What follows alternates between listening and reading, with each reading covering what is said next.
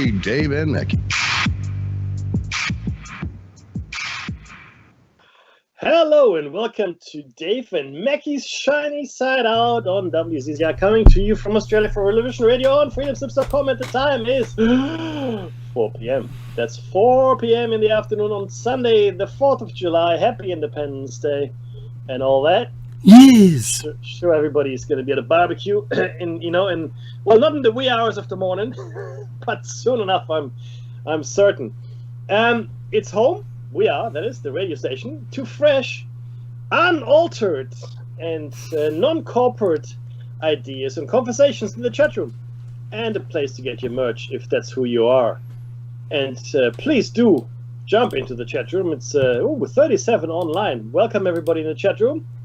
Thank you so much for making the time, and thank you so much for your warm welcome in there as well. Hello to all the new listeners, and very much a hearty and heartfelt welcome back to the old listenership. This is show number 485, 580 and 400. Is that right? Yes. Good Lord, 485. That means we have 15 shows or 15 weeks.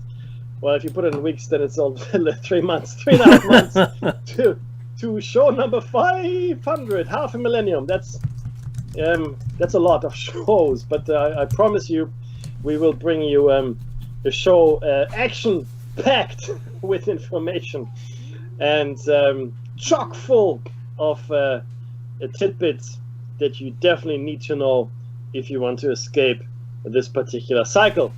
Now, you can catch us on air, online, or on your smart device of choice, and there's so many now.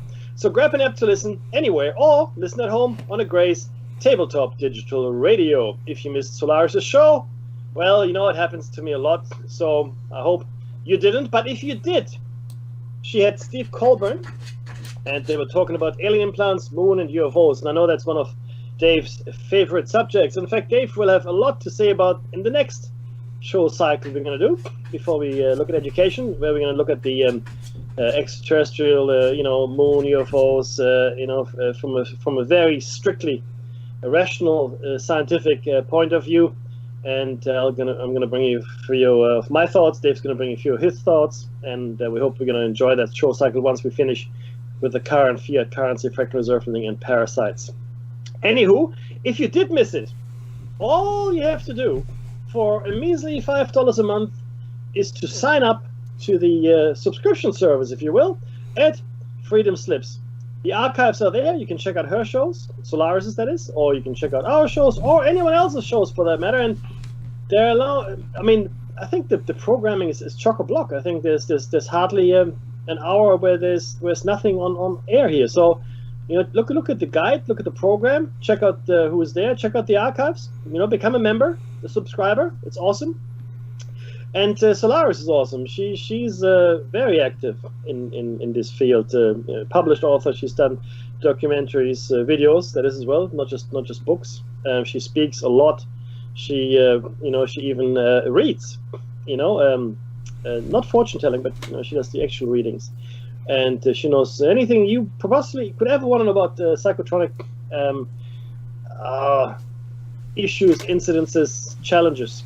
Okay, so if you know anything about that, you go and look at her stuff, and she was way ahead of everybody else. And like I said, only $5. Now, before we get into the meat of it, though, we would like to acknowledge the traditional custodians of the land. For me, here in sunny today, anyway, Pummel Way, it's the Ruck people, and for Dave, it's hang on a minute, it's the Darkinjong. There you go, because he is in sunny, I hope, Marara. Yes. There you go. And we pay our respects to elders, past, present, and future. No, and like I keep saying, it's not a gimmick. This is a serious thing. And in fact, I can tell you what. Recently, I watched some news item somewhere, and in Australia, they're now bringing back traditional, which means Aboriginal, forest or bush management practices, including fire management. Yes, I mentioned that last week on the show. Well, then let's mention it again. Yes, it's very important. It is, and they're realizing. Well, I guess the forestry, the invaders, and realized that the Aboriginals did a pretty good job with forest management, and we haven't really been doing a great job here in Australia. I know.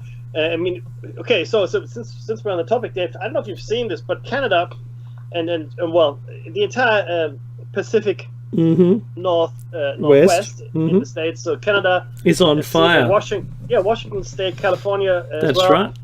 have had the highest temperatures ever, especially up in Canada, 50 degrees. It was hotter in Canada than in Dubai.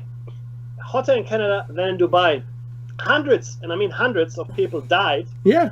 And it's believed as a direct result of this heat wave, especially elderly and such. Do you remember when a whole of Australia's average temperature was higher than Dubai's temperature? Yeah. Last year in Australia, right? I mean, that's nuts, but I mean, Canada. But Canada, right? Yeah, that's right. They have snow there and things, you know. So, yeah, and now hundreds of wildfires sparked by lightning, no less. Of course, the dry hot conditions don't help. Mm-hmm. But again, if this were isolated, Dave, I would say, it's a freak event. But over the last few years, that's right. Over the last few years, we've seen this kind of event all over the world, in all different kind of climates and locations. Okay, and it is no longer a freak event when it happens all the time in different places of the world. It's now a pattern. It's the new normal.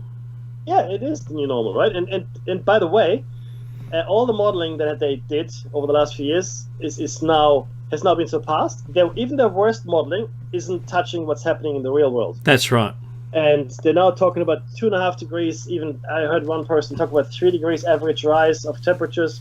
Not in 100 years' time. No. Very soon. Yeah, that's right. Because we've already gone, even though the climate modeling hasn't, like the science hasn't reported it yet. I think we've hit the 2.5. Look, the 2 degrees, the 2.5. Certainly in Australia, we've gone way up beyond 2 degrees on average. So the rest of the world don't care about you at the moment. When it's happening to you at home, you care a lot more about it. And I think, Becky, some of this, the fires and the extreme temperatures are going to start to hit home to the people who can no longer deny that the Earth is cooling. Still cooling, and I'm talking to you, Sky News Australia. They have a weekly update on the Earth's cooling, and they just cherry pick some places on the planet that were cool, and but the rest of us is sweltering. It's like, yes, inside the freezer, yeah, it's minus 30 degrees, but outside everyone's melting. Yeah, I need to answer something in the chat room. I hope I pronounced it correctly. Okay, so global warming doesn't mean everywhere is going to get warmer. It's climate change. Bingo. Let's just call it that. Climate change. So yes, I've noticed this over the last few years. Our winters, in Australia are wetter sometimes, and colder. But our summers are just crazily hotter or more hot than they used to be, and when we talk about climate change, it's patterns that emerge across the globe, and it's the events that make you take notice, such as mudslides, floods, heat waves that kill people by the hundreds. That didn't really happen too much in the past when I grew up. I know. I mean, I have a fairly prodigious memory, and I don't recall any of that. I mean, the same token, allergies. When I was a child, I didn't know a single person in my class or in my friend. Not a single one, right? But now it's just rampant. So, my father remembers a time back in I remember back in 1953. I think it was. He remembers that one summer only where the temperatures got so high that people died. Because remember, there wasn't air conditioning. But it's also a point I'm going to say. I segued myself into this. And that is that my partner today, she said, did you hear about, people in Canada dying from the heat? And I said, yeah, I did, yeah. She goes, they don't have air conditioners. They don't have, reverse cycle air conditioners. And a lot of people, and that's what I said. Same as in Northern Europe when they all started dying of heat, right? And she goes, really? I said, yeah. And she goes, most people that she's spoken to, she has friends overseas too, and she said most of them didn't know what a split cycle system was. Yeah. So, because they got a boiler. They got things to, they've made their houses to deal with the cool, not the heat. So we in Germany, and I grew up in Germany I lived there until I was 19. Just to be clear, so the asphalt in the street that we had in Germany would start melting when it hit 30 degrees Celsius in summer. Yeah, well, not like here. Not like here. So it's fundamentally a different building patterns, etc. Yeah. But it would stick to your shoe. But in the chat room, I need to say something here. There's a lot of some Canadians have it's air conditioning per se is not common in the northern hemisphere. It is not heating. Central heating is air conditioning. Reverse cycle air conditioning is not. Yeah. It just isn't, because it's not necessary. But we're talking about climate change here, and we need to understand something. The climate has always changed. The Earth is not a static object. And what you just said there, who was it? Not much to it. Absolutely. Static climate doesn't exist. We have always undergone climate changes. What we are saying here, Dave and I, is that we are right now undergoing a massive climatic change in the world. I mean, we are sort of caught in an anomaly. It is the temperature that we are living under, especially in the moderate zones, is unusual for this planet. We know this because of the data that has been gathered, over tens of thousands of years around, what the climate was like. I mean, you just look at the frozen tundra in Siberia. They found carcasses of mammoths that still had buttercups. I love the buttercup one. So buttercups don't grow in cold climates. They just don't, especially in frozen tundra. So at some point in the past, it must have been very, very warm there, right? And same with Monument Valley. I don't know if you're familiar with that place in the States. Beautiful place. If you've ever seen a Western, you've seen Monument Valley. Mm-hmm. But the point is, this was the bottom of the ocean once. So climate change and tectonic plate movements, that's a reality. What we are saying here is that right now we are undergoing climate change, whatever the reason. I'm not saying we are at fault here, but it is happening, and we need to do something to prepare it. At the very least, prepare yourselves, because we've seen it. I mean, I don't know how many more times I can say this. We now know that the most important thing to hoard is toilet paper. Okay, so everybody should know this. So you should dig a root cellar and fill it with toilet paper. Apparently. Mm-hmm. But yeah, no, I'm being facetious. I know. But ultimately, we should all now see how important it is to be prepared. Because we are now facing, lockdowns because of viruses, right? Real or imagined. We are facing being cut off from others because of natural catastrophes, disasters, fires, floods. This is a thing. Snowstorms, unprecedented heat waves.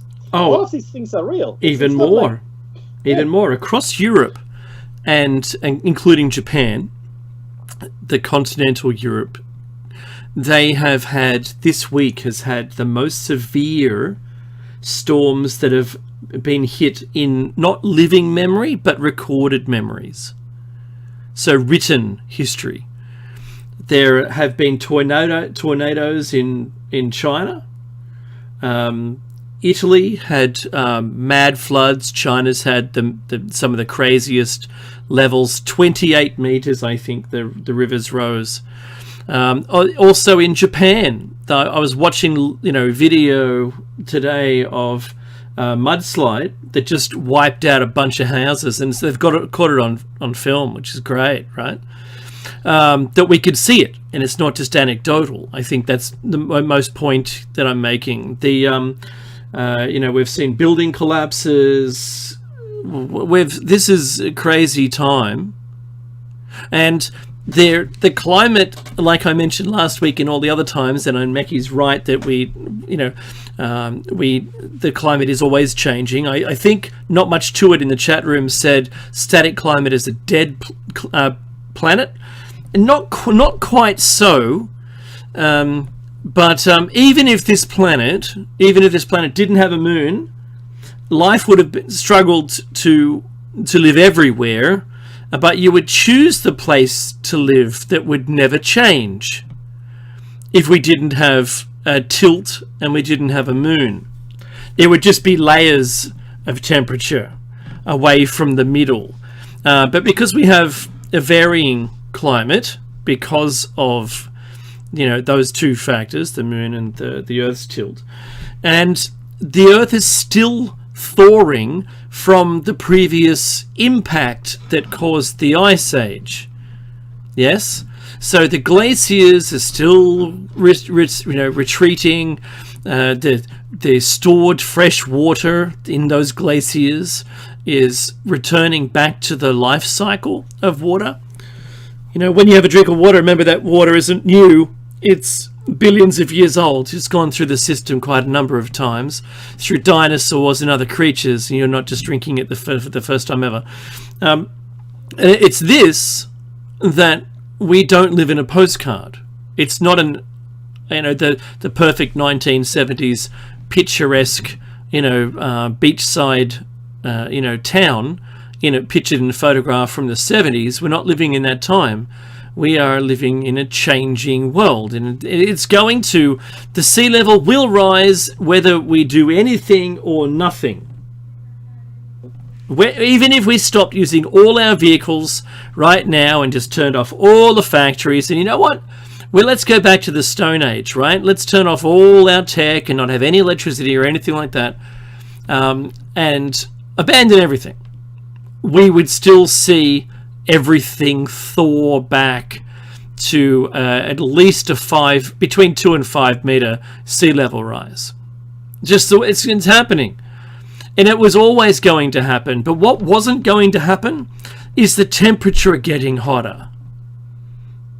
Because it doesn't make any sense that the temperatures get hotter when the sun is shining, because the sun isn't supposed to be changing its output. In physics, if you have a closed system, then it can't change. But something is causing it to change. And I think that's really important for us to remember. Anyway, look, that's kind of my high horse on climate. And you notice that I'm not attributing anything to any specific topic. Simply making it I'm trying to give everyone the idea that it doesn't matter what we do at this point. It was always going to happen anyway. Even if humans weren't on the planet, it was still going to thaw out from the prior ice age. That's correct. It's just a cyclical thing. It's just what happens in nature and all. It's just returning back to normal. Remember, the ice age was the anomaly. No. The ice age is the norm, actually. Believe it or not. Oh no, you say that, but the glaciers. When you think about the retreat of all the glaciers, when you look at pictures of Scotland, for instance, all those beautifully curved valleys, the curved valley basins, they were all glacial. Yes, correct. Yeah, so it's slowly thawing back out. Now, I know the data, I've seen the data saying we were going to return back to a cooler period back in the 80s. But just how much of that was hope is another story, or whether they were trying to change the figures just a little more to make climate change look even more aggressive. I don't know. So I'm only calling it out. I'm not putting blame on anything in particular, except for saying it was always going to do what it's doing, whether we're here or not. But the hotter part, that's a change. That's something either introduced by the sun, or it is truly the blanket gases, the hydrocarbons. So the science around the hydrocarbons that reflect and amplify the sun's energy. If that's the case, fine. So if it isn't, someone's got to prove that wrong. At the moment, there's no one in. I know there's no one in the chat room, and there's certainly no one in the audience. And I don't think we have signed climate scientists that are currently working on the data that can say precisely whether that is true or not true. And if there is, I'd love to have them on the show. They can talk to us about it. I'm trying to be just a little bit controversial here, Mackie. No, I understand. It's all good. Having said that, though, obviously, it's a topic that is much discussed these days. And the thing is this: people say, nothing has happened in the chat room as well. The oceans or the sea level hasn't risen. Well, Not true. let's talk to people. Let's talk to the people of the Pacific Islands. See how they feel about that, and what they think about. What about Sandy Island? That's no longer an island. Well, there are those, right? That's gone. So there's stuff that's going on, but again, this is not unusual. I mean, the Earth is a living organism, right? Things change, and it's how we deal with that change. That's what I'm talking about, being prepared. Look, change will happen irrespectively, and I think I told you the story before. My grandparents lived through World War I and World War II, and they said when things go bad, they go bad immediately. There's no lead up period, where things, you get a warning, 12-hour warning, 2-hour warning, whatever it might be. No, things will go from normal and okay to catastrophic in a heartbeat. And people that are, refugees today in the world had their lives crumble to nothing in a space of hours, right? That's the reality of it. And there's nothing we can do about it. It's the same as a coup. It's the same as a revolt. It's the same as like a civil war. Yeah, it's just the nature of the beast, and to try to deny it is just nonsense. We have lived through an unchanging in our lifetimes. Most of us that are lucky enough to, we have lived through unchanging, an unchanging landscape. We've been privileged not to have had our lives disrupted in the developed nations, not too much. But if you look at anywhere else in the world, Africa, South America, Asia, where there have been wars raging and natural catastrophes, those people have had their lives overturned on a constant basis. And let's not forget the Palestinians for a second. They've been living in refugee camps now for 4 generations. 4 generations have now lived in a refugee camp. There's the catastrophe in Yemen. I mean, you look at the Sudan. You look at Ethiopia. I mean, it's all around us. It really is. And we'd like to think that no, everything is just fine. Thank you very much. I want to point out one thing that not much to it mentioned in the chat room, and it's a quote that it gets under my skin a little, maybe, right? And that is, 20 years ago they said the sea will rise 10 to 20 feet, hasn't risen an inch. You can say what you like about the modelling. They had no clue. It was too simplistic. It didn't show all of the variations of things and the tipping points at which every individual little piece of it will have. It wasn't comprehensive enough. We didn't really kind of understand it, and we still don't for the modelling. And if you're using something from 20 years ago, a warning, then you're mistaken. Even if you use their warnings today, you're mistaken. Because if you've ever tried to melt, I don't know, ice cubes on a fry pan, they look like Mickey said, look fine, and bleh. Right? So what point along that they look fine were you noticing that they were changing? And I'm into science. I'm not going to fight anyone. I don't care what you think. I'm not trying to change your mind. Just be careful what you quote. All right?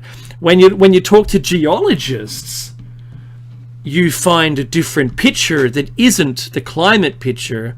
They go, oh yeah, the water level was 5 meters higher then. It's risen since the Ice Age. It's risen 30 meters.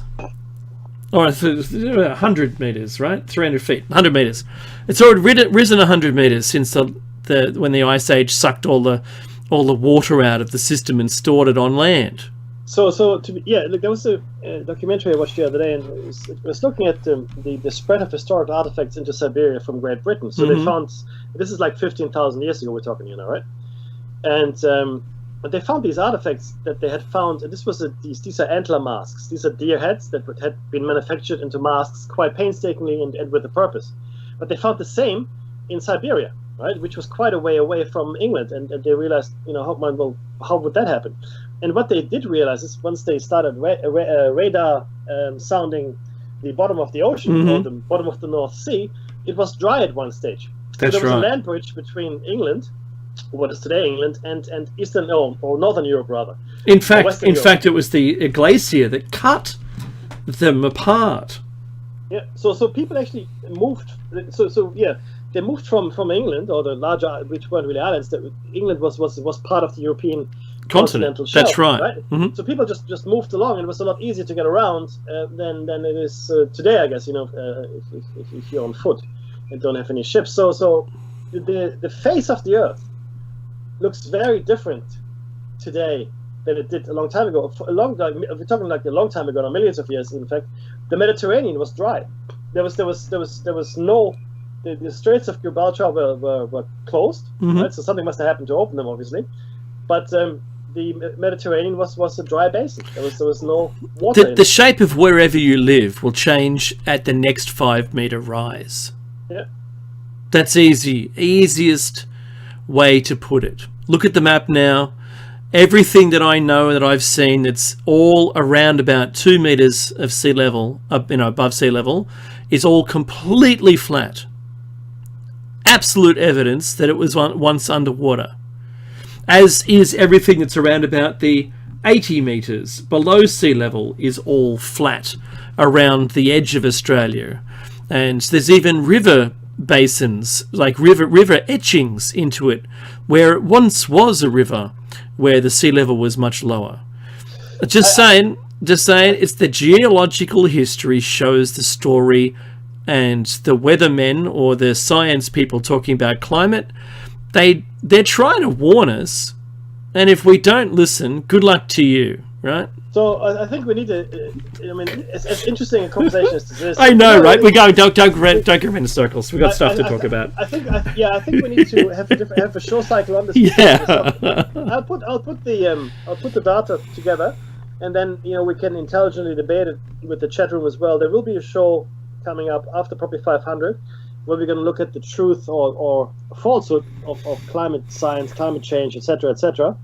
But from it's all good, man. Completely dispassionate point of view. But look, there's lots of other stuff we're going to get through in the first hour here. And, I know. The first one, of course, is in Australia. We're in lockdown. Dave, you wanna run us through these things? Yeah. So this is the second week we're going into of lockdowns in Australia. It all started with 26 people or thereabouts in the eastern suburbs, and I reckoned back then, I put an estimate in that we were going to hit 200 by this weekend. Yeah, we've exceeded that. I think it was 280 something now, or 226 was the last number I recorded.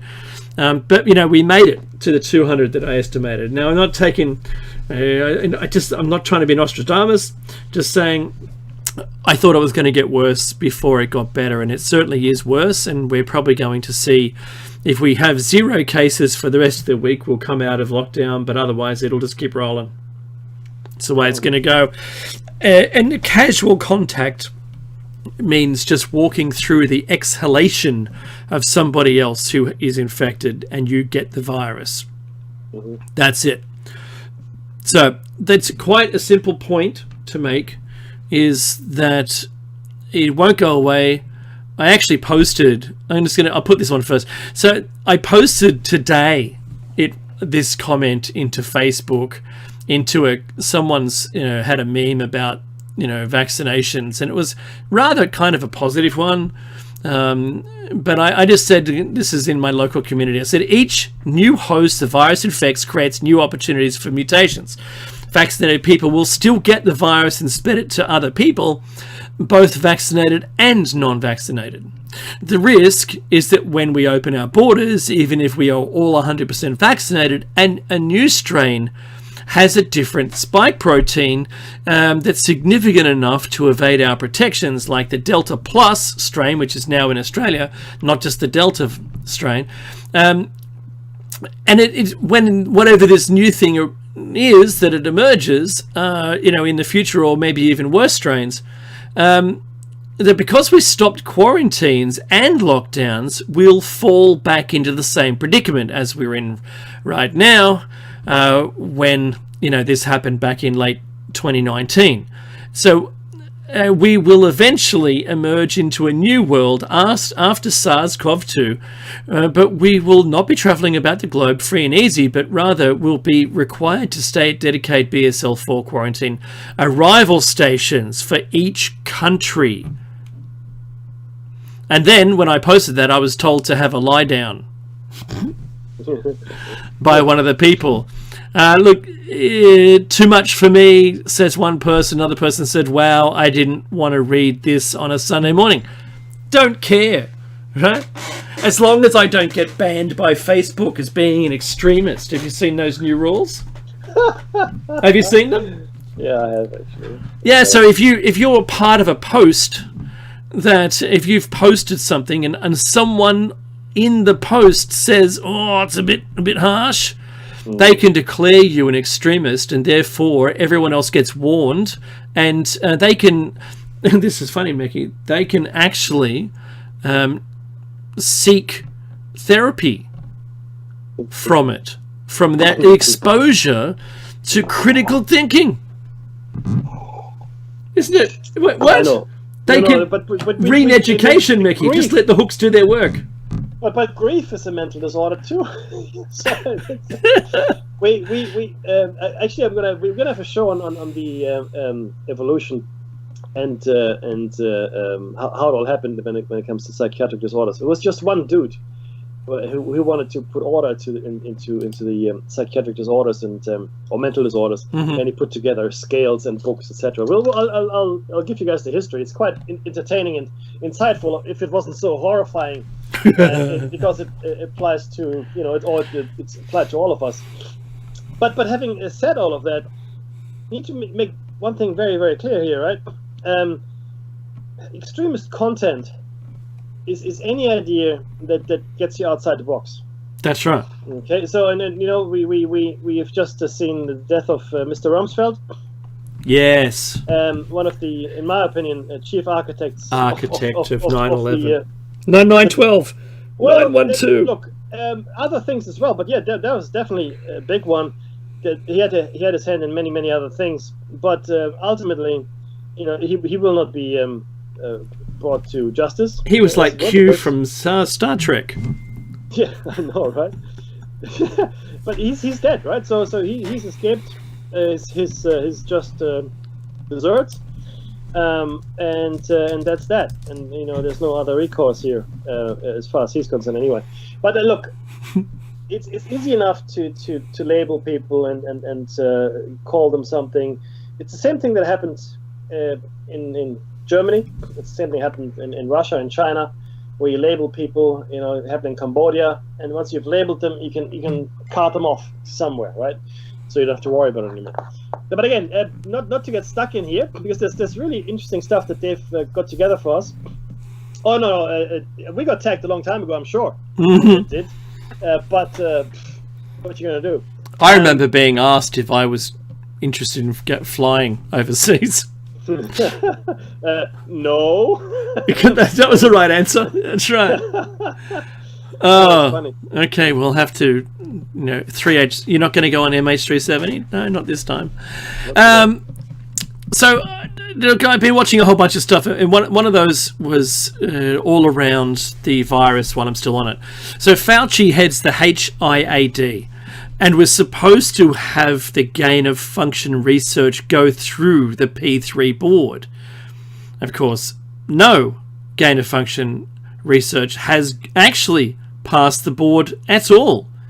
Collins heads the NIH. Yeah, just to let you know who these people are and what they do. The quest is to understand the origin of the virus. That's what we're currently all, we have watching the news and a narrative play out in front of us.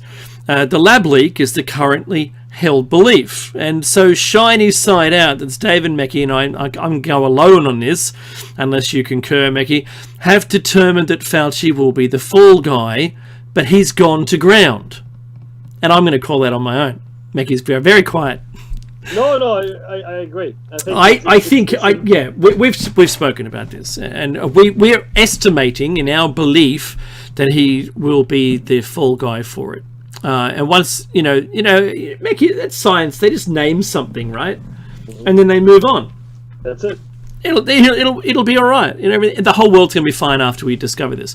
Apparently, he was everywhere defending the natural origin, but now with the emails out in the public, it seems as though he has nowhere to go.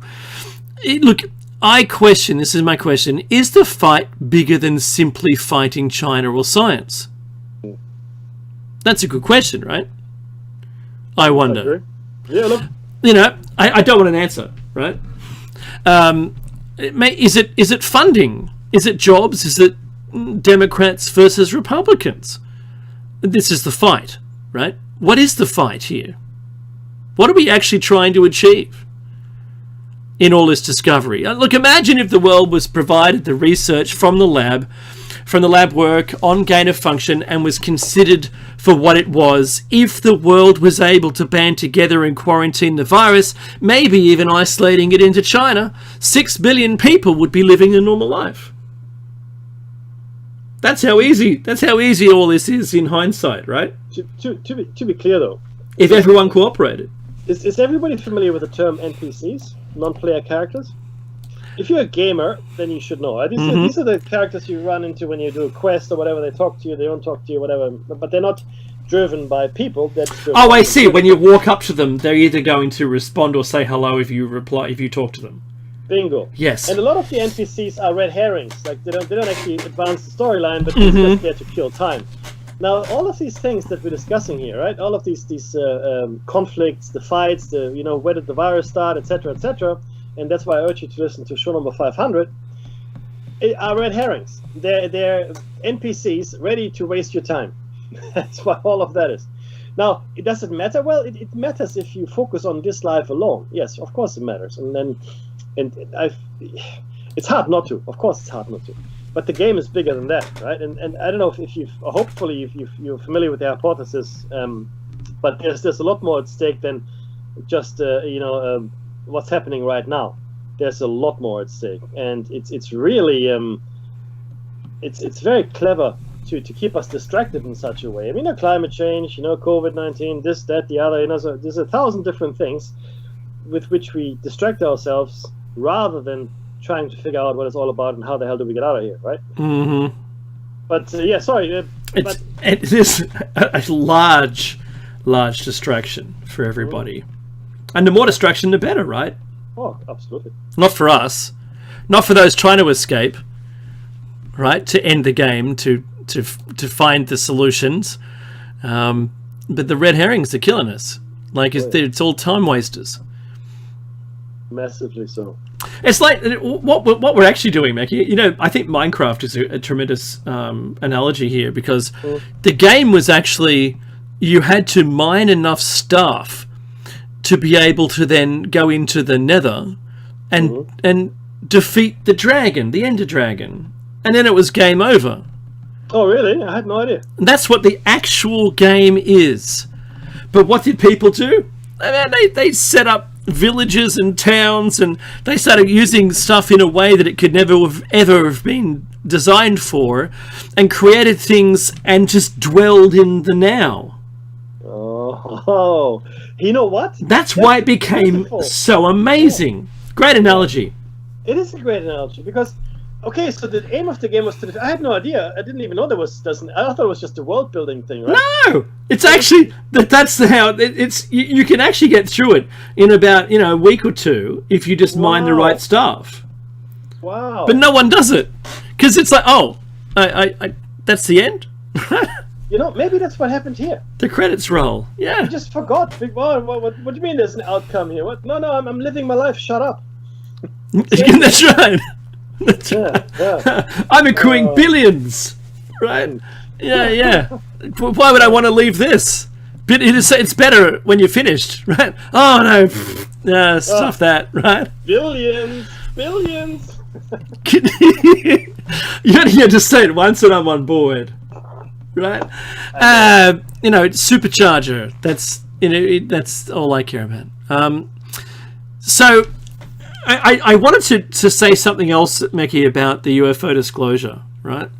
Now, I've been, since the release of the redacted paper, remember, it was redacted, they made another version, right? So few can give a positive word about the information release. Few. And there's people talking about it, and they seem to be creating things from thin air. They're suppositions. Yeah, there's the facts. There was nothing in it. It was thin, it had no content, and the only thing I pointed out was the word other as a category. That they basically said some things fell into the other category of being unexplained because they didn't fit the other groups. But they didn't have alien as a group. Yeah, they didn't have a technology that we weren't aware of. They just had flight characteristics. But then the unredacted paper was actually forwarded and had a whole bunch of things in it. Yeah, so there's a little leak of what was in it. I won't read them out because it'll reveal a source. But they talked about a whole bunch of things that if you can like sci-fi it in your mind, and what possible modes of propulsion and everything there are, anti-gravity, all that stuff. All of those were mentioned in this, apparently, in the unredacted copy. All right, so there's a deep dive into it there. But look, is that false information too? I don't know, and because they're unverified. It's basically like a screenshot from a slide deck, where anyone, I can make a slide deck, Mickey. Just saying, and I just want to say that I don't. Anyone can make it. Could have been anywhere. There's no proof that there's not even a seal in the corner. So who knows what it was, right? But don't know. I just want to put it out there. Like there was an unredacted version, or the original version, and then the redacted version.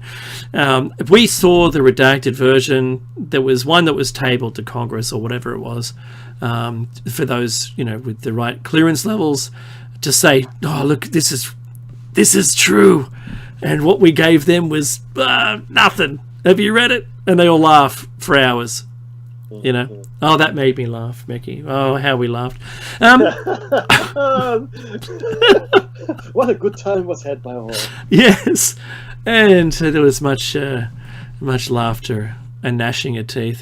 So that's all I can say in that. But the other one was the GOP.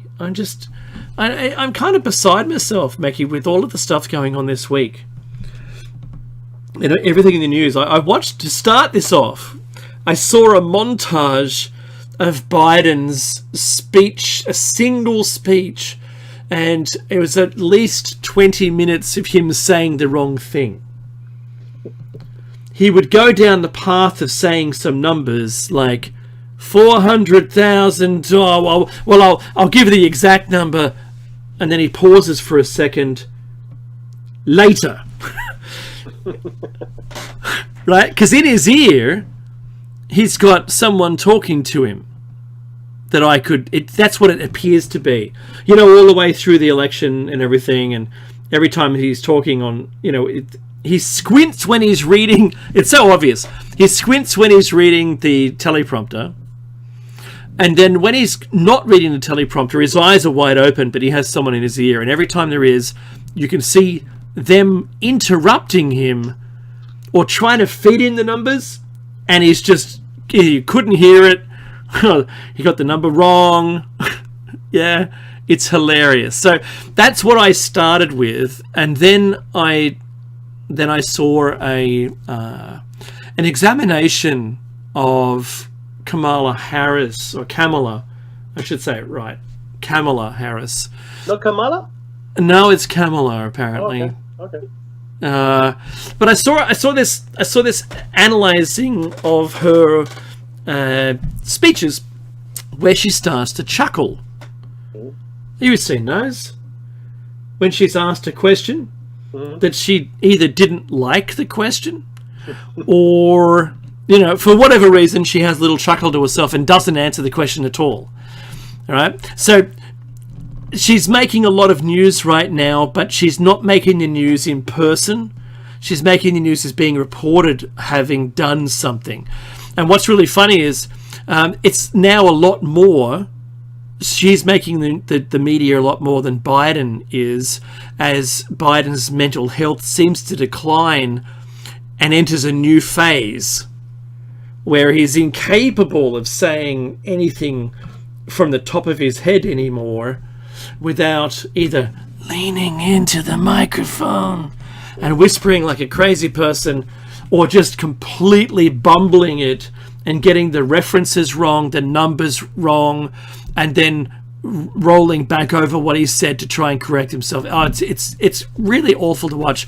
I started watching him from a couple of years ago, and he was solid.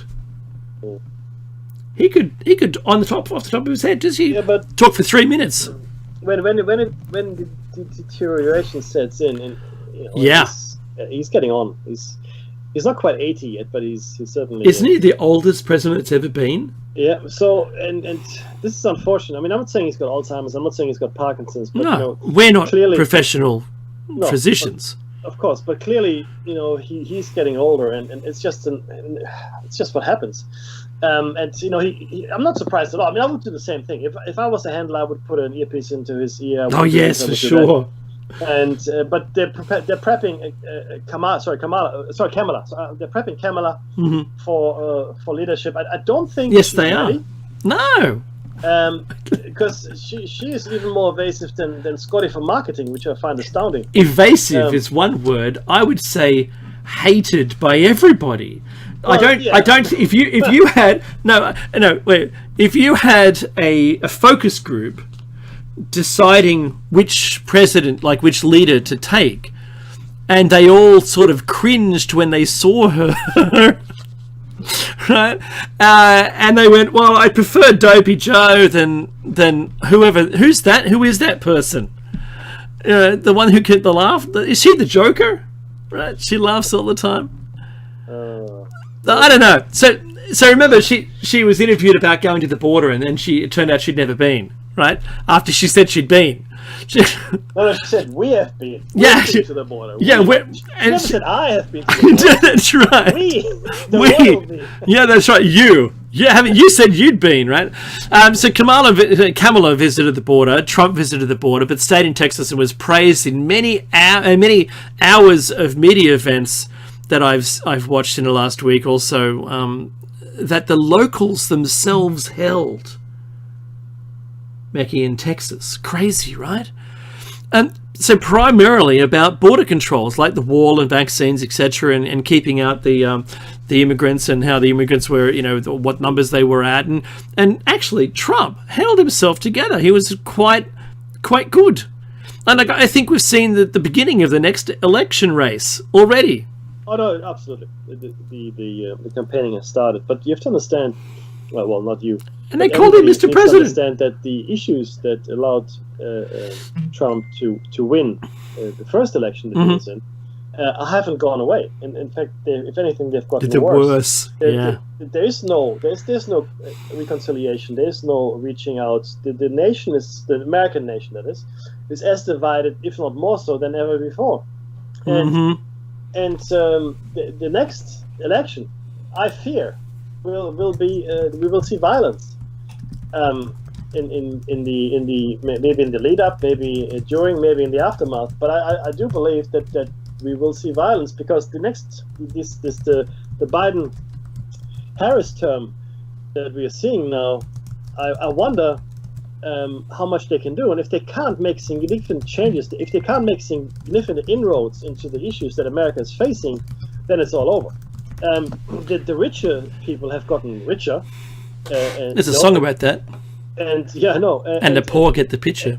Insanely richer. I mean, to the tune of billions and billions of dollars, and the poorer have gotten poorer, and it's worse for everybody. It vacuums, their wealth vacuums money from the poor, or from the middle class, and they become the poor. Yeah. That's the effect. It's the net effect. Yeah, it is, absolutely, and it's terrible. I mean, today is Independence Day, and a lot of Americans reflect. I guess there's this movie that came out. It's called America: The Motion Picture. It's a cartoon. It's a feature-length cartoon. And I urge everybody to watch it. It's hilarious. Because George Washington and Abraham Lincoln are best buddies. And they're fighting Benedict Arnold and the King George together. Oh, No, it's just complete nonsense, but it's so entertaining. So it's historically accurate then. It's completely accurate. I just fear that a lot of people believe it is completely accurate, and it's like a superhero movie, like a half superhero, half like a James Bondy kind of thing. So if you get a chance to watch it. But it is we're seeing the demise of an empire. Not just an empire. We're seeing the demise of a period of stability, relative stability, that has lasted since World War II. Again, I say relative stability, which will be replaced in the medium term by something completely different. Yeah. Look, what I see is democracy being led down like a fascism path. So remember how, Mackie, since you said this quote to me a number of shows back, it's now been in the back of my mind, and that is that it doesn't matter who the leader is, they should stay the hell away from my affairs. And the further that is, the more the actual democracy, or the more the nation just gets along with business. But the more you put the police into the pocket of the people, for whatever reasons, or the more you narrow down their ability to discuss anything, which is basically the same, then you end up in this crazy place that we're in now, where I could say the wrong thing on Facebook for some reason, and then I could get carted away. What happened? When did that start? Oh, it started actually 3 days ago, Mackie, to be honest. So just what? Like, what on earth has... I remember I said that fascism is a very short street from where we were, and I never thought it was as short as it actually is. Because there's no one protesting. Oh, that's right, you can't protest, because if you go outside in Australia right now, or in New South Wales and Sydney, or Greater Sydney now, even though there's you can wear a mask but you're not allowed to go out, you can get fined $1,000. Yeah. So you can't organise a protest to protest against this. Facebook is above all of the laws of all the countries that it's in, because it's not specifically residing in any of them, if you know what I mean. It's cross-border politics, and it's playing with the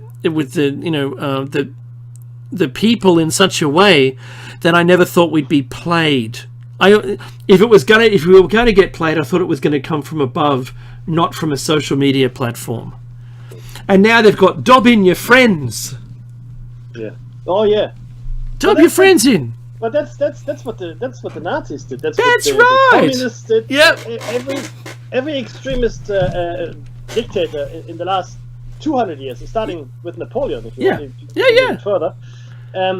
I remember those days on Facebook with Napoleon. We were mates. Denounce your neighbors. The children were taught to spy on their parents. That's right. And I'm just waiting for the day when my kids, go to school. Oh, my father was talking about, all these things on the radio, and then I get a little paddy wagon come in front of my house and pick me up, right? Maybe with a butterfly net. So that'll be the day. We have no time left. No, wow, that went quick.